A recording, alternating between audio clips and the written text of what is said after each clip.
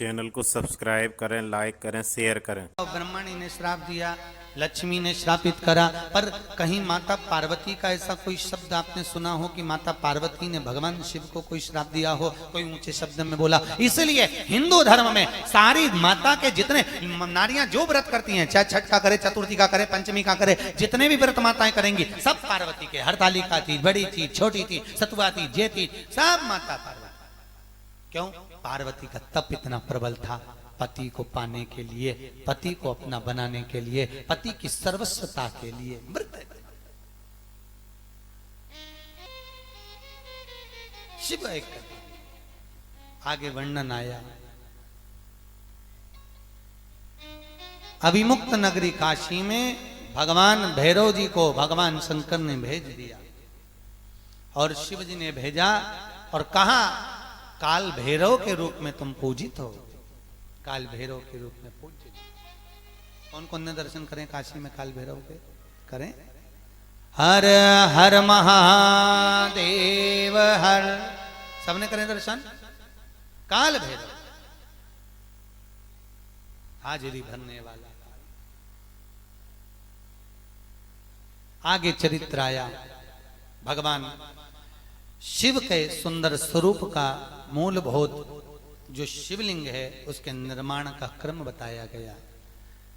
ब्राह्मण हो, क्षत्रिय हो, वैश्य हो, शूद्र हो, चारों वर्ण के लोग शंकर जी के शिवलिंग का निर्माण मिट्टी का कर सकते हैं, पूजन कर सकते हैं।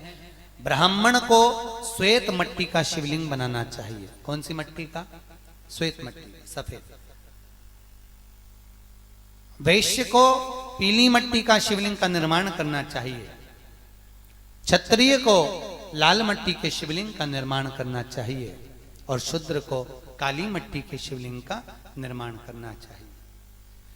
कुछ बातें शिव महापुराण में जो वर्णित करी गई, जैसे दीप महत्वता, घर में 2 दिए हमेशा रखना चाहिए, घी का दिया हो चाहे तेल का दिया। ज्यादा से ज्यादा दियों को बदलना नहीं चाहिए। जैसे मालूम पड़े आज ये वाला दिया लगा दिया, फिर 15 दिन चला उसको फेंक दिया, दूसरा दिया लगा दिया। शास्त्र कहता है, शिव महापुराण कहती है, जिसके घर में दिया एक लेता है और वही दिए में निरंतर बत्ती लगती रहती है तो उसके घर में संपदा की वृद्धि होती रहती है। दिया ज्यादा नहीं बदलना चाहिए। संपदा के जैसे जिसके घर में संपदा की कमी हो, 1 रुपए कमाओ 1.25 रुपए खर्च होता हो, पैसा हाथ में नहीं दिखता हो, तो शिव महापुराण में बड़ा सुंदर वर्णन किया गया। बेलपत्री के पेड़ के नीचे सोमवार के दिन किसी ब्राह्मण को यदि या ब्राह्मण के बालक को खीर का भोजन करा दिया जाए, और यदि ये भी नहीं करा सकते तो सोमवार शाम के समय अगर बेलपत्र के पेड़ के नीचे घी का दिया लगाकर आए, 5 सोमवार लगाकर आइए, अपने आप लक्ष्मी में बरकत बनना चालू हो जाती है, संपदा बढ़ना चालू हो जाती है। क्यों? रुद्राक्ष का वृक्ष भगवान शंकर के नयन अश्रु से बना है और बेलपत्री का वृक्ष माता पार्वती के नयन अश्रु से बना है। नयन अश्रु।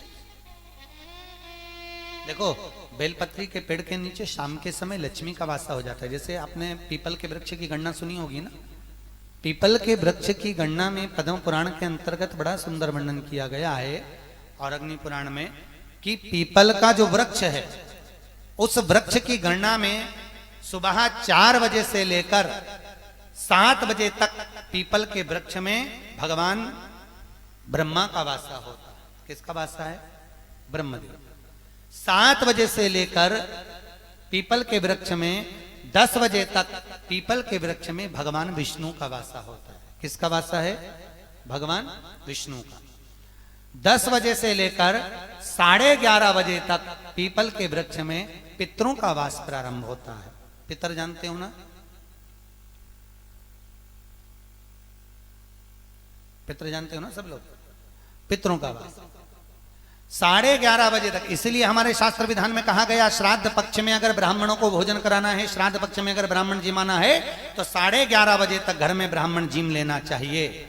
11:30 के बाद में पितरों का वास्ता समाप्त हो जाता है, पितर लोग के दरवाजे बंद कर दिए जाते हैं। तो 11 बजे तक पितृलोक के दरवाजे खुलते हैं, तो 11:30 बजे तक पितरों का वासा।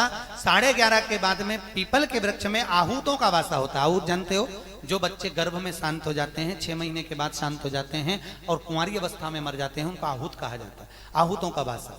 फिर पीपल के वृक्ष में वासुकों का वासा चालू हो जाता है, ये अग्नि पुराण का संवाद है। वासुकों का वासा के बाद में शाम को 4 बजे से 7 बजे तक पीपल के वृक्ष में भगवान शंकर का वासा चालू हो जाता है। 7 बजे के बाद में पीपल के वृक्ष में रात्रि को 8 बजे से 9:30 बजे तक पीपल के वृक्ष में कुबेर का वासा होता है। इसलिए दीपावली के दिन रात्रि को 9 बजे जो पीपल के पेड़ के नीचे घी का और एक तेल का दिया लगा देता है, उसके यहाँ कभी संपदा की कमी नहीं होती। तो 9:30 बजे तक पीपल के पेड़ में कुबेर का वासा।